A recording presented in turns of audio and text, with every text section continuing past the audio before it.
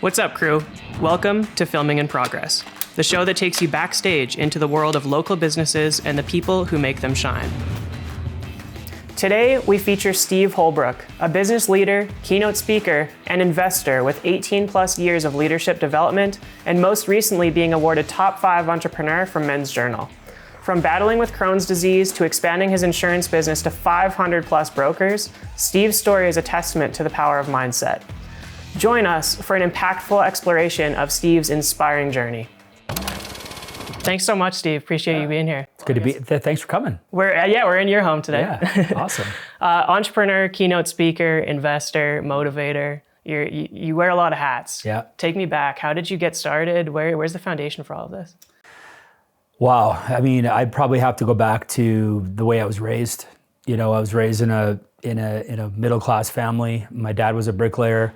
My mom kind of ran the company that my grandfather founded, and that's actually how my parents met. You know, he was a bricklayer, and she worked for her dad, and he ended up working at that company.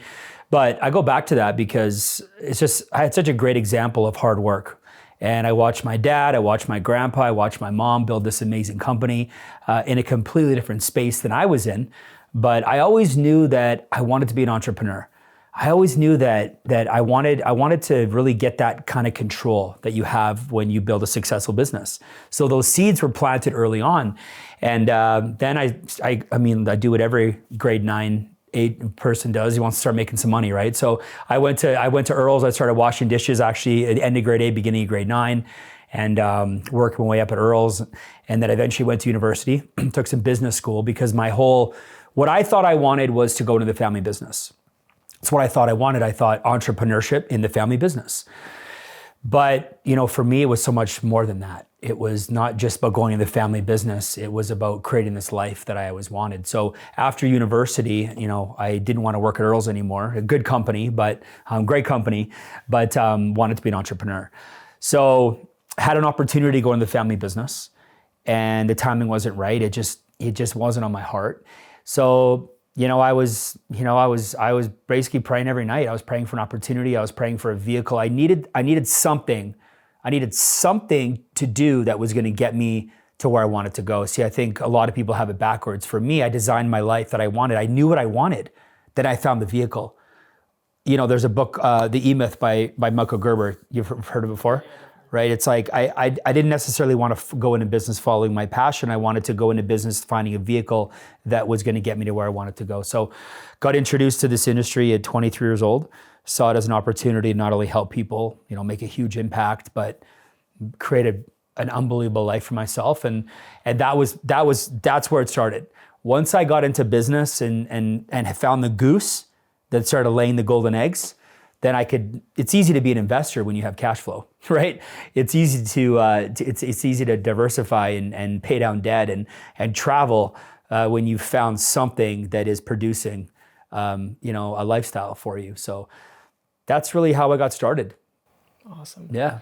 So around that Earl's time, or even pre, were there like entrepreneurial, you grew up in the entrepreneurial household and that sort of thing, but were there elements that like even things that you did as a kid that kind of adhered to the entrepreneurial mindset?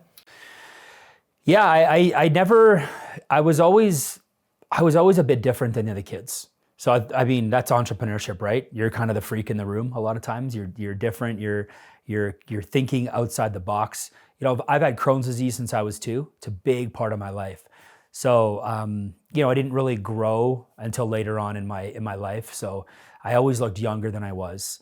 I got picked on a bit. Had a small friend group, but my parents moved around a bit with their business. We moved to Vancouver for a bit, so friend groups changed.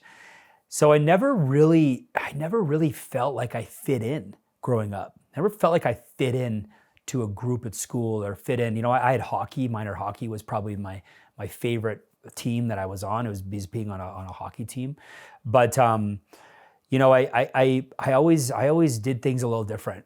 I was always a little bit different than all the other kids, and I didn't mind being different. You know, I embraced it. I really embraced it. So I think for me, because I felt different growing up, I think I accepted the fact that it was okay to be different and that I felt like I could be successful. I don't know about you, but I always felt like I just needed a shot. I was watching the NFL playoffs yesterday, right? And I was with the quarterback for one of the teams, and he's picked last in the draft, and they call Mr. Irrelevant. And I don't want to create this story that I don't want to create it bigger than it is. But for me, I always felt like an underdog, and I needed to find something. So yeah, growing up, being the underdog, being picked last for playground, Red Rover, things like that. I just knew that I needed to find something that I could control, because when you're young and you're sick, and you feel a little bit insignificant, you feel like you have no control. You're always out of control. So I needed something I wanted to be in control. And entrepreneurship for me was taking back control of my life. So. Awesome. Yeah, I feel like a lot of people crumble under that pressure, right? They would just kind of let that become their identity. To what extent do you think that adversity that you faced when you were young in those years, how has that propelled you forward now? I think it's directly tied. You faced adversity, right? Everybody watching's faced adversity. It's when you're facing adversity, it's when you have those moments where you feel alone. And I feel like when I was facing adversity, I was learning to fight the quiet battles that no one's watching. I remember like dozens of times being a kid, whether it was, 5 years old, 6 years old, or, 10 years old, 14 years old, being in the hospital. And, you're in the hospital, your family's around you, your sister's around you, and then visiting hours are over. Everybody goes home. Well, everybody leaves, and it's just you. It's just you in your room, and you're all by yourself. The quiet battles, learning to deal with the 6 inches between your ears.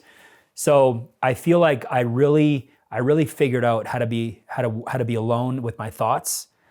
I really figured out at a young age that nobody was coming to save me. It was on me.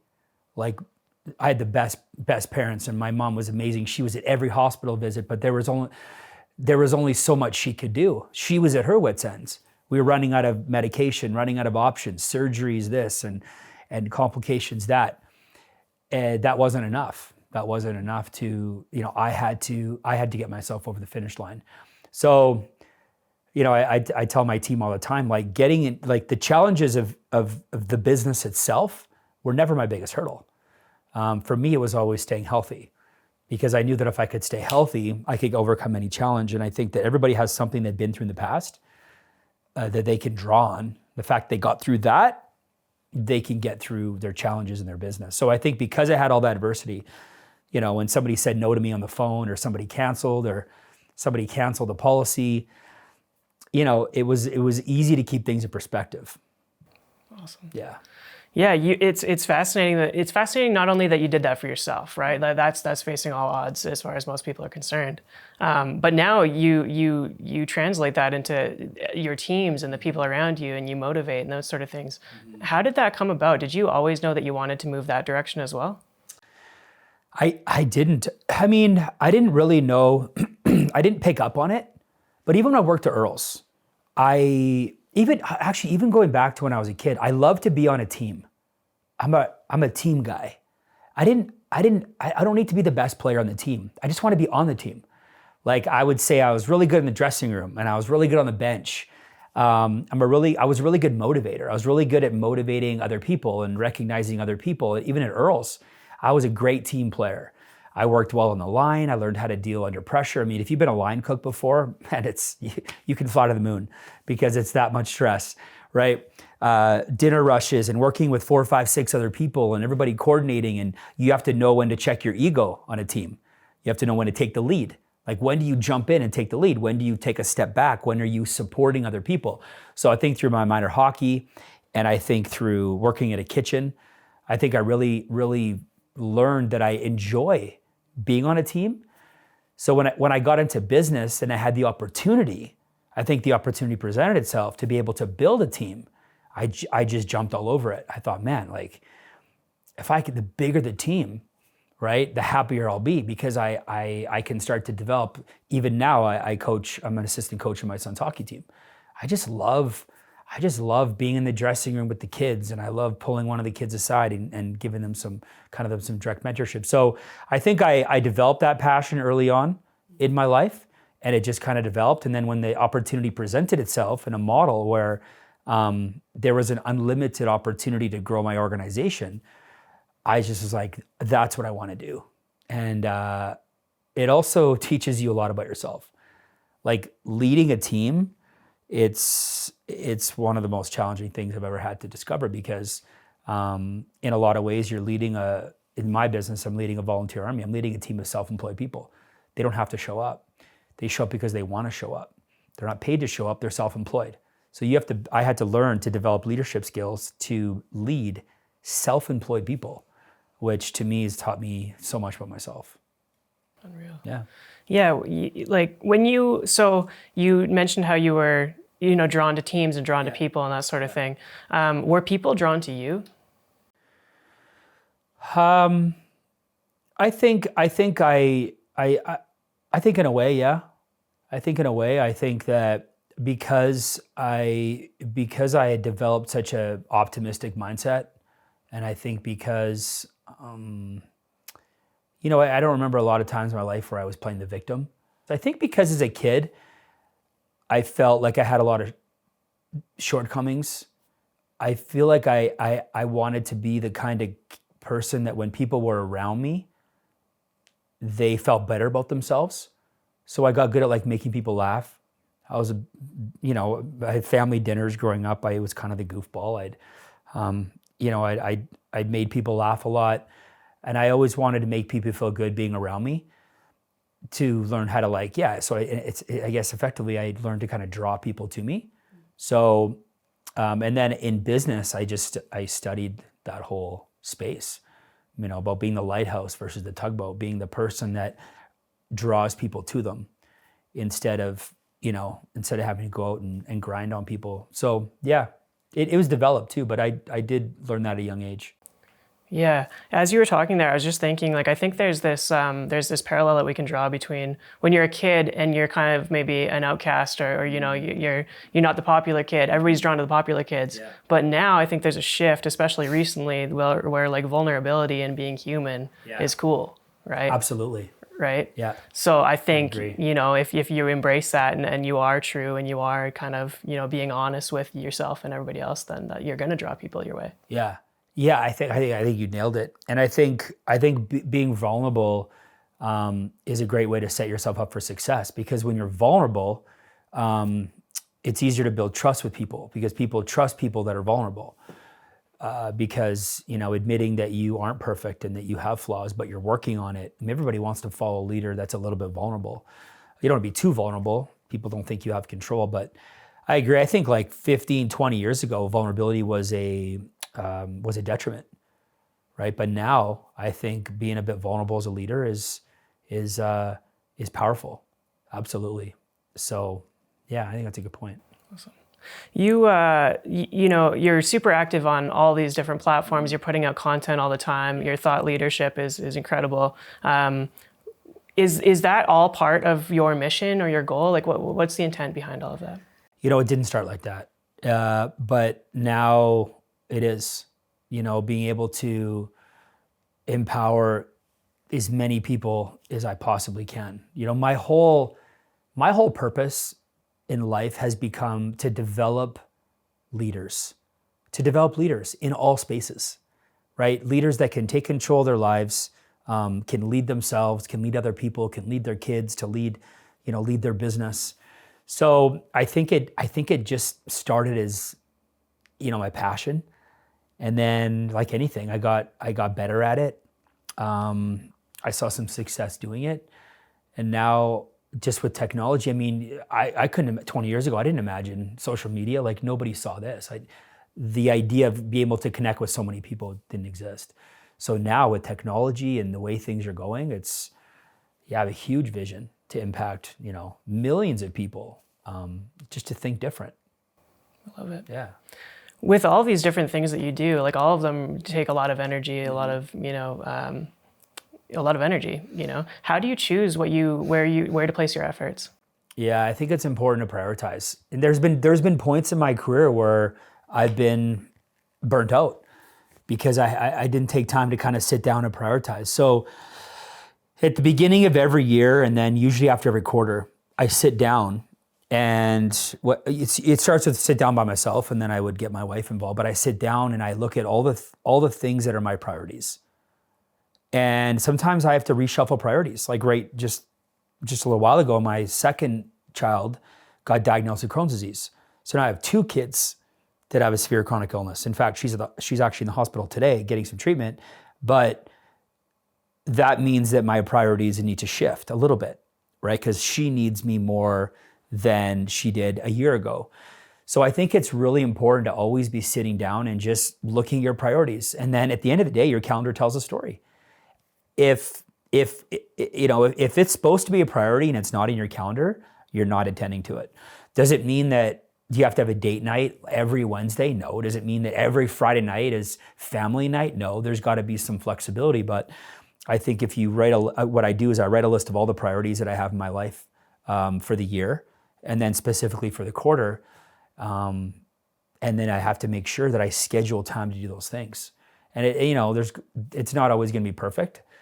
But I have 3 kids, so I also have to make sure that I coach my oldest son's hockey, but I have 2 daughters as well. So I have to make sure that there's time in there for them, because if I'm not careful, the little one, it's easy to not spend enough time with her. So I got to do different things with her. Like bedtime around here is a gong show. My wife always laughs at me.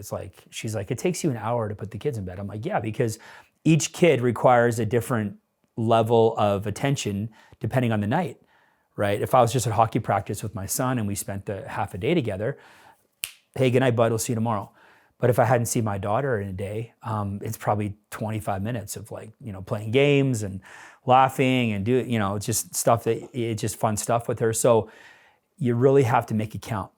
And you really have to keep track of the areas that are a priority and reevaluate that as often as you can to make sure. Yeah, I love the idea of keeping a running tab of kind of what is the priority at that time, right? Like, things change. Like you said, I think some people just get a little too rigid in their scenario, which is also fine in certain scenarios. But yeah, being intentional and being aware, love it. Yeah. You talked about burnout there. I think everybody, experiences that at some point in their life. What are, maybe walk me through kind of, are you aware when burnout's coming? How do you deal with it? Yeah, I'm aware of it. I mean, it always tends to sneak up on you. I know myself well enough to know I can almost predetermine burnout's coming. So it's like Christmas and New Year's. I always find time to do some recharging. I go to Mexico for 10 days, take a couple of days at Christmas, a couple of days before New Year's. And then I imagine January, it's like you're standing at the top of a mountain, your skis just tipped over the edge. And like January till March for me, first 8 weeks of the year are gong shows. So I have a conversation with my wife, say, hey, hon, January is going to be a blur, right? I'm going 6 days a week. I'm obviously still going to do the family stuff, but I'm going hard. And then what I do is I'll pre-plan a weekend away. I'll pre-plan a night out. And if I get to a point where it kind of catches up to me and I'm burning the candle at both ends, and I'll just reschedule a day. I'll just call my assistant and say, hey, I need Friday. And she'll call everybody and say, Steve's unavailable Friday, and we'll just rebook the whole day.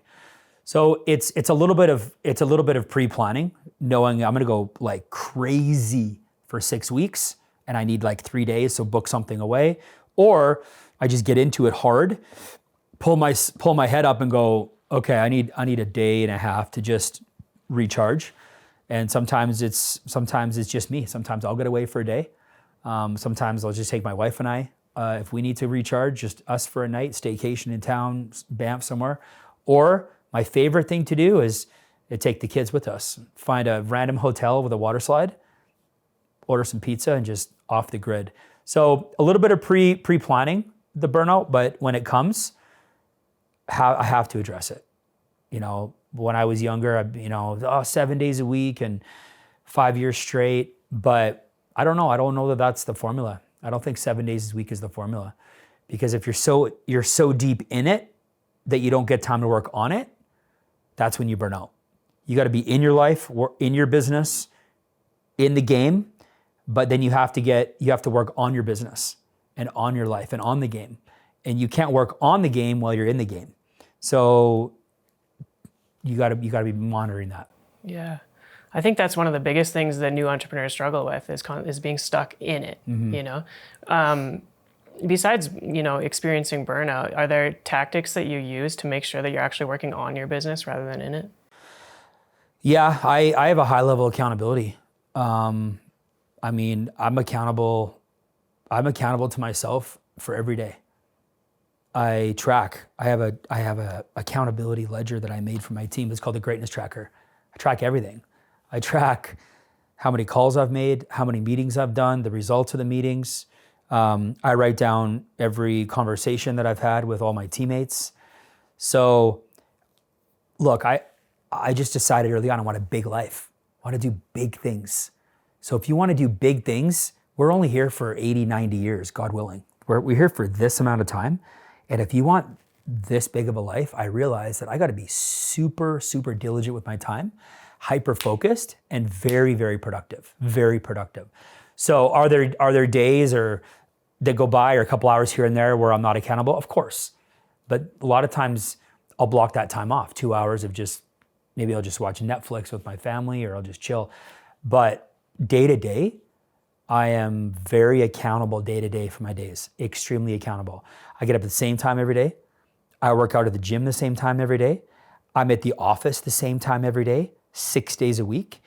I bet you so far this year, I'm at the office within a 5-minute variance day to day. I'm a robot with my schedule because I create framework. And then when I get to the office, I do the same thing every day and I'm accountable for it. So then when there's times where I'm kind of like at leisure with my family or doing other stuff, I'm not worrying about it. A lot of people with their kids, they're worrying about their business. And with their business, they're worrying about their family because they're like half in both. I'm like all in here and then I can be all in there. So I'm accountability every day. At the end of every week, I look at all my results versus my activity. At the end of every month, I sit down and I'm accountable to my goals. I don't always hit them, but I'm accountable. And then I take responsibility and then I have to make some changes. Awesome. Yeah. That framework gives you freedom, right? 100%. That's incredible. You talked about the framework that you created for this accountability for yourself and your team. Do you mind sharing a little bit about what that looks like? Yeah, the actual framework? Yeah. So I created this greatness tracker for my team. And in our business, we track things like how many appointments did you do, right? How many client information gathers did you do? Like intake forms, kind of like evaluating what you can do for the client. Then it's like, how many sales did you make, right? Then it's like, how many new prospects did you add to your list, right? And then at the beginning of every week, they set a goal for what their goal is for the week. And then right below it, they're accountable. How many did they actually do? And then at the end of every day, what did they do that day? And then my leaders, my frontline leaders, they're on a group chat. And 7 days a week, 363 days, they message me their accountability for the day. And they love it because, it's rare to have a mentor and a leader that will actually hold you accountable. In the beginning, you think, oh, it seems like a lot and it's every day. These men and women love it. They can't wait to be accountable because every single one of them that's accountable is winning in their business. Some they're not where they want to be, but they're all winning. So I'm a big believer that accountability is the glue that holds everything together. So I created that tracker for them so they can, high levels of self-awareness is important. So they're very self-aware where their holes are. Is it not enough phone calls? Is it not enough appointments? Am I not on enough sales calls? Do I not talk to enough people? So then here's the other thing is everybody wants to come to you as the mentor and go, Steve, I need help. Well, okay, show me your greatness tracker, right? It's like me trying to diagnose a disease without knowing the symptoms. Show me where, oh, okay, you're showing up to the office between 11 and 2. That's the problem. You're working 3 hours a day, right? I want you in there at like 9 or 9:30 or earlier, right? Making calls. So yeah, I can't do my job if I don't know exactly what they're doing. So if you want my time and my coaching, you need to make sure that you're accountable for everything you're doing. Right. Yeah. Do you find there's characteristics to a leader that are like predetermined, or is it something that kind of anybody can learn to become if they want to? Yeah, it's a good question. I think leadership can be developed, but there's certain things that I look for that I got to be careful. I don't want to say you like need it off the bat, but there's certain things that I look for. Like for example, trustworthy. Is this person trustworthy? Like if you're not trustworthy person, that takes a long time to rebuild, right? Second is like, are you likable? I know people that are trustworthy, but they're not likable. Well, if you want to be a leader, you have to learn to be likable, trustworthy. 3 is desire, right? Think and Grow Rich, in that book, they said the number one thing you need is burning desire. If you're not hungry, like if the person I'm working with isn't hungry for more, it could be anything. Just hungry for more, they're going to struggle to be a leader, right? And 4, are they committed? I'd rather take somebody with 0 potential and 100% commitment than 100% potential and 0 commitment. So those are some things that I look for. If I find somebody that's likable, trustworthy, super hungry, and they're committed, I can work with them on becoming a leader, right? And then you look for things in their past too. Like, were they ever on a team? Have they been on a team before? Do they play team sports, individual sports? I think sometimes people that come from individual sports struggle a little bit more to lead a team. The other thing, the best leaders were once the best followers. So I can tell early on, is this guy a student of the game?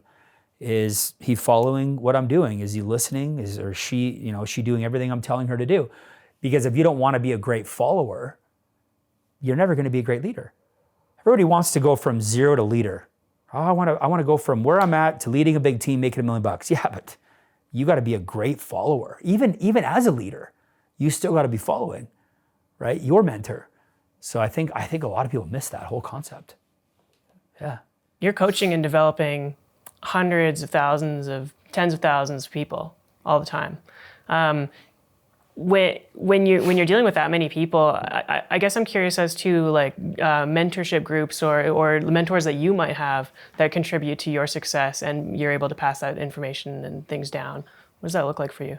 Yeah, it's been important. Like the way I've been mentored is how I can mentor other people. So I'm a part of mentorship groups. I'm a part of like RTA Syndicate, right? So get to hang out with Andy Frisella, Ed Milet. Ed's been my personal mentor since 2008. But even within our company, there's so many great leaders in our company because leadership's caught, it's not taught. You don't teach leadership, you catch it. So you got to be around a leader. That's a thing too, is people think they can pick up a John Maxwell book, read Developing the Leader Within You, which is a great book, but that doesn't teach you about leadership. You literally have to be around somebody who is a leader, and then you watch how they speak. Now you can do a bunch of that through online, watching YouTube and stuff, but proximity is power. So I always have mentors that are coaching me and guiding me, and sometimes it's from afar. There are people that probably don't know they mentor me, but they do through their podcasts and things like that. But I've had amazing exposure to mentors, but I put myself in those rooms. You got to put yourself in the room. I've had to invest in myself. I've had to invest going to events, meeting a person, and then connecting with them. I've never been afraid to invest. I've never been afraid to go to events. I've traveled a lot all across North America to go to events. And now from these events, I've met some amazing humans that I'm now friends with, but they're also my mentors, because the mentor to me is somebody who's further down the path that I want to be on. And a lot of these men and women are further down the path financially, right? So they teach me. Well, I ask them questions. What do you do with your money? How do you invest it? What are you investing in right now? How do you buy a business? How do you run your staff? How do you scale your business? When is it should you own 50% of a company or 25% of a company? These are all questions that I've been able to ask my mentors because I put myself in those rooms. Yeah.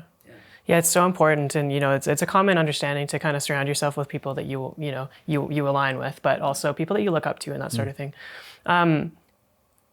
When those rooms change, because this I'm sure you've experienced this, where you've put yourself in a room that's everybody's kind of what you aspire to be, but then you get to a certain level and that room has to change.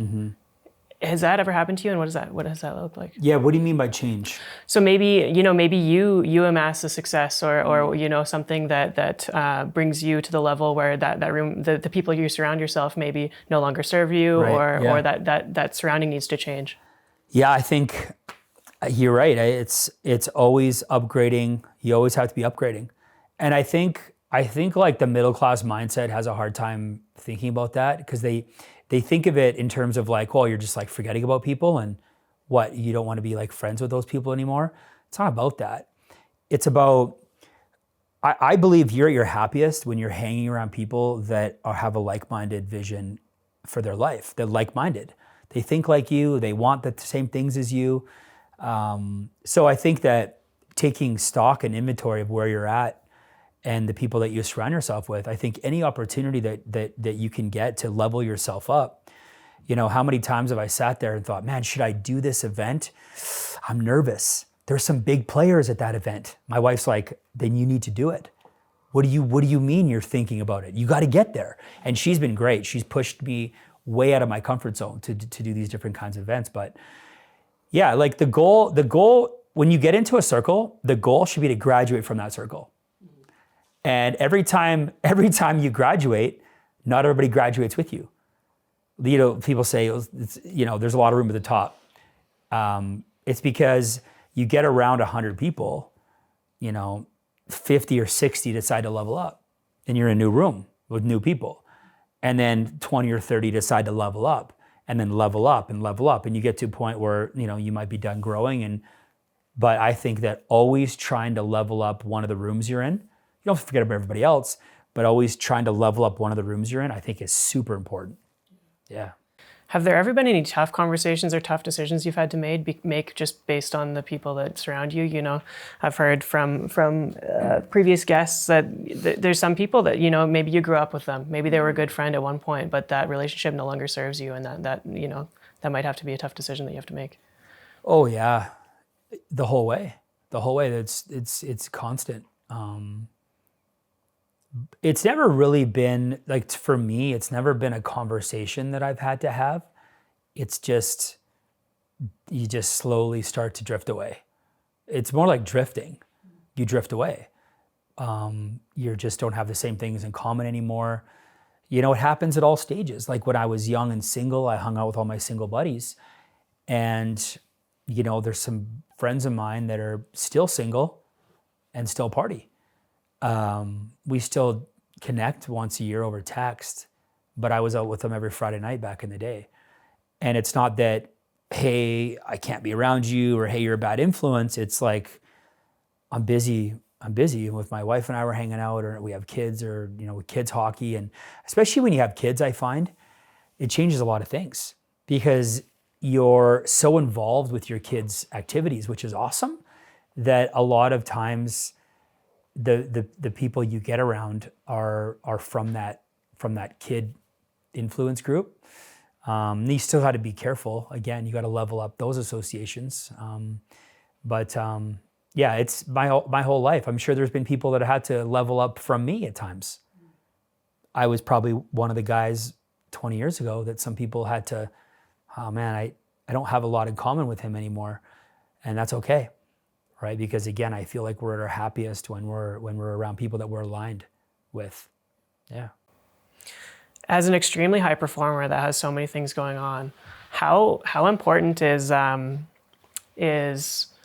like your support system? Your family. Obviously, you have a great relationship with your family. You're talking about that earlier with your kids and that sort of thing.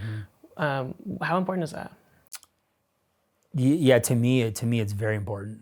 I'm a family guy. I hear people say, oh, I do it with or without them, and I appreciate that. But for me, it's like, I have to feel connected to my kids. I have to feel connected to my wife, because what are we doing this for? The stats, like what, 50% of marriages end in divorce. So I don't want to go on this massive journey of success and create this unbelievable, life and wealth but if I don't have a relationship with my kids. So I've always thought, I think often about the end of my life. And Ed talks about this. I think a lot, maybe too much, but I think about the end a lot. And it's not necessarily me like on my deathbed, taking my last breath, although those thoughts do come into my mind occasionally. But it's more like me nearing the end and looking back. And I got goosebumps when I talk about it because I think about it quite often. I think about, how do I want to be remembered? How do I want to be remembered? I can't control what's going to happen to me. I could pass away, God forbid, from a disease a year from now, or I could live till I'm 90. But whether I go a week from now, a year from now, and 20 years from now, is my relationship with my wife squared? Do my kids know that I love them? Do my kids have good memories of their dad? Just good thoughts? Did we leave things on a good note overall? And I work on that every day. And yeah, we have tough conversations and it's not always roses and they get disciplined, but I always try and make sure that I come back around and I make sure that we close the loop on the conversation, because they're my end game. They're my everything, right? So at the end of the day, when it's time for me to pass on, that relationship with them is my legacy. So it's literally everything. And then knowing I have that, everything else just makes it so much better. Like winning is so much more fun when you have that shored up. Making money is so much more fun when you have that shored up. So that's the thing that's my most important nucleus is the family. And then everything else is all for us. Did you always know that you wanted to start a family when you started business? Yeah, I did. I always knew that I wanted to, I always wanted to like duplicate and replicate. I just love the idea of like having somebody or a few people or a few children to kind of like pass on the legacy to, or show them how to do things or lead. Just back to leadership, right? I always knew that I wanted a bunch of followers to build a life with, and not just followers to follow me, but like I wanted to build a little colony. I wanted to, I always wanted to just have our own identity as a family, and I knew I needed more than just me. Awesome. Yeah. You work with your wife, is that correct? Yeah, like she's licensed, but she like runs our operations, works with our staff a lot, does all of our big events, communicates with all of our top leaders. So she's a different role than me, but she's very active in our business. Does all the accounting with our accountants and things like that, books, all that. I've heard both ways, that working with your partner can be incredible and working with your partner is the worst decision some people have ever made. So I'm curious as to your thoughts on that. Yeah, so I've heard, right? I think if my wife and I were both trying to do the same thing at the same time, it would be complicated. But it's like we know what we want.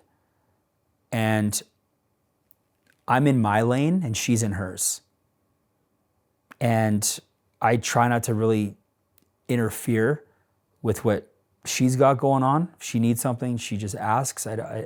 If she needs to spend money on something, she just spends money on something. It's a lot of trust. And then she lets me do my thing. She's so great because she lets me lead, right? She lets me take the lead on the business. She lets me take the lead on the income. She never has to worry about any of that stuff. She has faith in me, trust in me, and then I have trust and faith in her. So we work together on a common vision, but day to day, we have different missions. Same vision, different missions, day to day. And the end of the day, it's like morning, it's like, all right, ready, set, high five, let's go. And we go do our thing. End of the day, we kind of debrief. So yeah, I've never really understood the concept of working side by side with your spouse. Could be like the hardest thing. Personally, I respect it because man, if it's that bad, then don't do it, right? For me, I enjoy like sharing part of my day, sharing the journey, sharing the ups, sharing the down, like just kind of like a little bit of overlap to me is powerful. Like I call my wife and I talk to each other 8-9 times a day on the phone. Like between every meeting, it's called to touch and base. She's at the hospital, I'm in business. I did a meeting where, hey, do you want to book the Hawaii flights? Hey, when are we going to be in Vegas? Nonstop. So I would definitely miss that if I didn't have that. Yeah. I love that idea of shared vision. If you both know that that's what you're working towards, then there's no question. You're not questioning, especially with that trust aspect. Then you're both working towards the same thing. Then however you get there, you're going to get there. Yeah. What you've talked a little bit about your sense of purpose, but I'm curious, has that changed over time? Like, is your goal, your purpose, a moving target? Yeah, it's for sure changed. It starts with you seeing some success in your business. It starts with a small vision of accomplishing said goals and just a few things, and then it manifests over time. And I think that it's up to us to continue to feed that vision. I think I've had to work very hard on that. I've had to get around some really big thinkers. But to me, it's also why I'm as excited today as I was 18 years ago. You're like, man, how are you as fired up today as you were when you started? Like, I thought when you make all this money, you're supposed to be like traveling the world and completely checked out. I'm like, man, it's because my purpose is completely different. And I couldn't have imagined my purpose today when I started. It kind of moves. A mentor of mine said a long time ago, he said, you need to develop a purpose that has nothing to do with income or title. And it's something that you can just do. And to me, developing leaders became that thing. So yeah, it's definitely something that I've had to work and develop. Yeah. Speaking about work, can you identify one of the hardest things you've ever had to deal with in business, whether it be, yeah. I mean, I think the hardest part of my business is people. It's the best part. It's the hardest part. You're dealing with people. So, watching people give up on themselves, I think is really hard. And people give up on themselves for lots of reasons. A lot of times it's like their lack of partner support at home is a big one, which leads to the lack of belief in themselves. I see a lot of people that give up on themselves because they don't believe in themselves. And I think for me, like dealing with team conflict is one thing, and I don't mind dealing with conflict. You build a big team, there's going to be conflict, right? There's going to be personality challenges, things like that. To me, it's just part of the deal. But when people give up on themselves, like that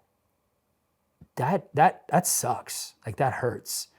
Because I always think to myself, I'm like, man, like this is a 38-year-old woman or this is a 44-year-old man. Like he gave up on himself at 44. Like what the hell is he gonna do?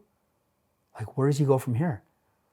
They finally had somebody, a mentor that believed in them. They finally had a system that worked. They finally found a team that they could go and, right, and be that single mom or pay off that home or travel the world, all the reasons they started. And they give up on themselves. And I think watching people give up on themselves, I never get used to it. It's not ever one of those things where I think I'm going to be like, oh yeah, it's just one of those things. People, like I understand it. I get the concept, like not everyone's going to do it. But watching someone quit on themselves, I think that's the hardest thing that I deal with in business. Do you ever draw parallels or like commonalities between people that give up on themselves?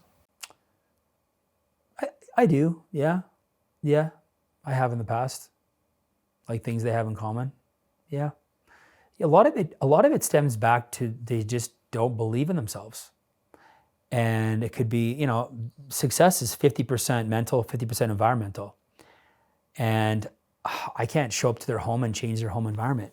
A lot of it's their home environment, or it's how they were raised, or they go home and it's negativity. So, yeah, there's quite often some very commonalities, I should say, between people that quit. Yeah. What does success look like to you? Success to me is waking up every day happy, without that pit in my stomach, without fear, living in fear. I just want to wake up every day, feel happy, and not have any stress. Now, stress to me comes from financial stress. Like, and I'm well on my way. I'll just be clear. I'm not struggling by any means, but I know I've been around mentors of mine that are worth a lot of money. You know, they're good people. Some of the good people too. You can't just have a lot of money. But I've been around people that are worth a lot of money. They have no debt. They've been financially independent for 3-4 decades. There's just a looseness to them. Yeah, they have goals, and yeah, they still have family drama, and you know, they're trying to work on some things. But like, to be stone cold, financially independent, where you don't have to rely on anybody, anything, not the government, not a bank, nothing. You know that generationally, your kids and grandkids are going to be completely taken care of. I think that's ultimate success for me. But along the way, I want to wake up happy. I want to wake up fired up. I want to wake up excited. And as long as I can wake up excited and fired up and hungry, that to me, that's success. Yeah, I love that. I think that balance is so important. You know, you talk about, or we hear people talk about generational wealth and that sort of thing, and they get obsessed with that idea, but then they lose the element that you were talking about earlier, like putting your kids to bed, you know, because they're in constant pursuit of that. But what does that matter if it doesn't exist? Yeah, right? Yeah, I agree. Company culture, you know, you work with so many people so consistently. How important is culture, and how do you develop it? Yeah, I mean, it's really important. I think the first thing that we did is we designed the culture. So what happens a lot of times is like a lot of people, they attract teammates or employees, and then they decide, how do we build a culture? For me, in 2009, when I was sick and I got out of the hospital, like 13 years ago, I wrote a list of all of the things I wanted for my team culture. And we just talked about it all the time. So to develop a team culture is very important, because what a culture does is a culture guides your people when you're not there. A culture moves the organization, where you're not the only one moving it. The culture moves it, and you know, you got to design it. Because right now, in everybody's organization, everybody's business, everybody watching right now has a culture in their business. Everybody has a culture in their home. Everybody has a culture in their church. It's a good culture, it's a bad culture, it's a medium culture. What's your culture? So culture exists. The question is, what is it? Right? What is it? And you look at sports teams. There's good culture in the locker room, there's bad culture, but there's culture. So you might as well figure out what you want that to be. So write it down, you know, maybe develop some core values, talk about it all the time. Start recruiting people to that culture. So what we do is we say, listen, Aiden, before I bring you on board to our team, let me tell you a bit about our culture. Let me tell you a little bit about who we are and what we do and what makes us different. And then I go through a bunch of things, right? Here's our core values, and we take responsibility. And, you know, if we have a problem, we vent up, never vent down. Like, you know, we're possibility thinkers. You know, we take challenges in stride. So that's our culture. Do you see yourself fitting into that culture? Yeah, I think yeah, for sure. Like, you know, I could for sure. So we're onboarding people to the culture that we've predetermined and designed. And then now that we have a huge culture, if I go away to Africa like I did for 3 weeks in August with my family, guess what? We don't miss a beat. Because the culture you develop the culture runs your business. Mm-hmm. Mm-hmm. Have you ever had a situation where you've had like a bad apple, for lack of better terms, where, you know, maybe it was a poor culture fit, and you know, as entrepreneurs, we know that spreads like poison. Yeah. Oh, for sure. You know what I found though, by having a strong culture, it weeds the bad apples out. Sometimes it's painful. Sometimes it's even torturous. But if you take a bad apple and you put them in a strong culture, that bad apple is going to get squeezed out. So it's funny because you can rise up, but if you're not a good person and you don't mean well and you're not here for the right reasons, you are going to get squeezed out. And every single one of those kinds of people that we've had in our team, every single one has never made it here long term. Never. I've had some people come up in my business, make almost $250,000 a year. But you know what? Their character wasn't all there. So guess what? Take some shortcuts, don't necessarily do what's right for the client, boom, left the organization. Because bad apples can't stand a great culture. They can't handle it, right? Because what they want to do is they want to take over the culture. They are poison. But when the culture is so strong that it spits out the poison, that's how you know, right? So yeah, we do, but that's why, we put faith in our culture.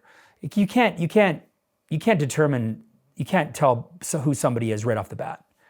You got to get to know them a bit. Maybe we find out a bit about who they are in licensing. Maybe somebody lied about their background. So we get them licensed and they can't really pass a background check. And, so am I going to write a letter of recommendation for this person? Or am I going to say, sorry, man, like you're just not a fit for our team. You robbed the bank. You're not going to do well here. Nor would you get a license in our business. But yeah, bad apples happen. So instead of me trying to psychoanalyze every single person as we're onboarding them, I just have faith that our culture will squeeze those people out. Because bad apple, they can never get rich quick enough. They can never get rich quick enough. Bad apples, they struggle with the process because it's too slow for them. They want to make more money quicker. They're always trying to find a shortcut. How do I take a shortcut? How do I make more money quicker? How do I cheat the system? And how do I build a big team without being a good person? How do I make a lot of money off of people and be a shitty leader, right? Or not really care about my people? Well, you can go 10, 15 years pretending, but eventually you won't be here. So. Yeah, I really resonate with the idea that strong culture will weed them out. It'll deter them off the get-go, and if somehow they sneak through the cracks, then they're not going to be long. So true. Yeah. And it's beautiful that you don't even have to identify that as a leader because they're going to identify that for themselves. 100%. Yeah. Awesome. What's next for you? Like in life? Yeah. Oh man. Well, I'm really focused right now on just tripling down on my business. I feel like I'm in the golden era right now of our business. That means doubling down on social media. I'm really working on my brand. I'm really starting to leverage technology to grow my business and my awareness. How I did business 5 years ago will absolutely not be how I do business even a year from now. So yeah, our goal is to grow our business. We have a four-year game plan to be at 5,000 brokers. We've recently expanded to the US. So we're moving full pin in our North American expansion. So I think probably safe to say the next 5 years, I'm just going to be really deep into the trenches of our business. And one of the ways we're going to do that is by leveraging social media. So on the business side, we are all systems go. And on the family side, we have 4 or 5 spots we want to go and travel to the next 3-4 years. So, book some family trips and really enjoy the kids while they're here. Because from what I hear from my mentors, before you know it, they're moving out of the house. So my youngest is 8. So, we have about 10 years left, maybe longer from what I hear, but 10 to 12 years left to really enjoy them. So we're going to max that out too. Awesome. Yeah. You mentioned there, I'm curious, you mentioned 4-year plan, and you also mentioned 4 years for the spots you want to visit as a family. Is there a correlation between that? Is there power in, only planning that many years out? Just curious. That's a good question. A couple years ago, almost a year ago, I sat down and made a really, really powerful 5-year plan. Developed a really deep 5-year vision for my business or our business, our life. So you could say we're 1 year into that 4-year plan. Yeah. So doesn't mean I'm going to retire. It just means that by 2027, December 2027, we have several goals in different areas that we're going all out. I find so many people every single year, they set a 5-year plan. Well, you got to start that 5-year plan. Like you can't just restart a 5-year plan. And that was me. I was keep restarting 5-year plans. So I got a game plan to 2027, vision 2027. Countries you want to travel to, the size of our business, scope, financial goals, wealth, all that. And and then we'll pick our head up from there and make another goal. Awesome. Yeah. Where can we send people to follow along the journey? Yeah, absolutely. I mean, YouTube's a great place. It's Steve Holbrook or at Holbrook's World on all the platforms. Instagram, go find me on Instagram at Holbrook's World, Steve Holbrook. And if you hit the link tree, you can find all my different platforms. Awesome. Yeah. Thanks so much, Steve. This was awesome to chat with you. Thanks And for having me, man. really, really enjoy chatting people and your philosophies and that sort of thing. It's just incredible to hear I'll about. have to come back and interview you next time. Let's do it. Yeah. All right. Awesome. Thank you. Okay, bro.